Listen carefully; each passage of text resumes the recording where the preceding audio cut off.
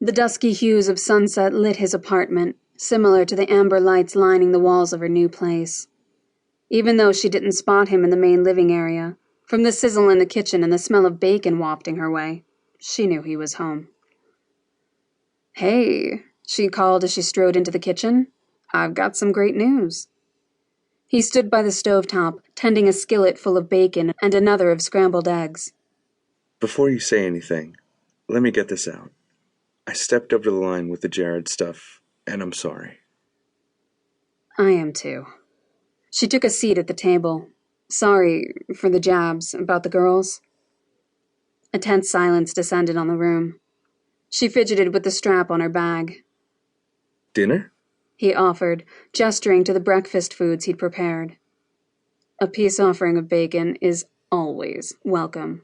She winked, taking a seat at the table. And as for the news, I found an apartment. His eyebrows rose. So fast? He directed the scrambled eggs and bacon onto plates already laden with buttered toast. That didn't take long. Like I said, I'm no slouch. Now you'll have to call me something other than homeless girl, she teased. The silence returned, as did the heavy air of regret through the room, like watching a gorgeous sunrise fade into a gray day. He brought the food to the table, but even with the delicious scent of bacon, butter, and skillet grease, her appetite had diminished.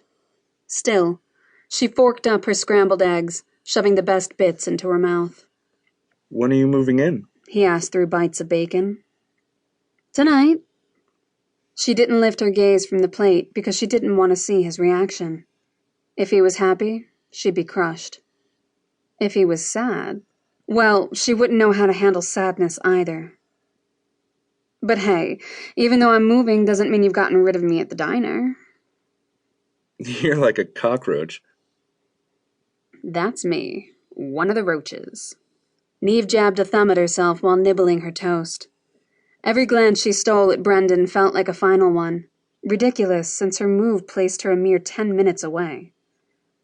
Finished, she grabbed his plate and hers, taking them to the sink.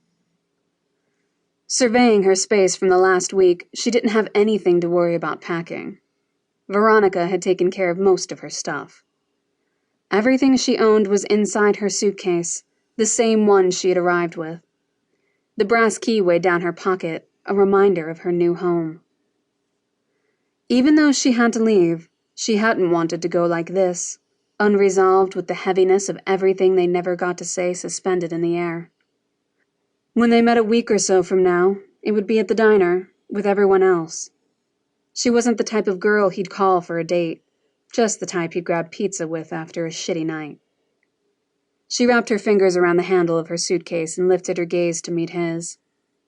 You'd better be visiting me in my new digs. She placed one hand on her hip, brooking no refusal. He gave her a soft smile, one of the few genuine she'd ever received. You know you can't keep me away. If she didn't go this second, she never would.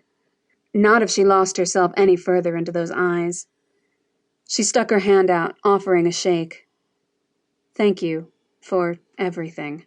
Things could have gone a very different way, but because of you, well, I get a new start. A chance to try and get things right. He cocked an eyebrow at her. Brushing her hand aside, he threw his arms around her, squeezing her tight. Her body pressed against his, and for one brief second, she allowed herself the thrill. The scent of pine and the heat from his body, everything sent her mind reeling. But she couldn't let herself get attached, not when she was leaving. She sighed as she pulled away. See you later, guy from the diner. She set off down the corridor. See you soon, girl with the apartment. He called out, his voice carrying down the hallway and following her like a memory. To keep listening to this audiobook, I've left you a link in the description so you can do it, at no cost thanks to Audible's 30-day free trial.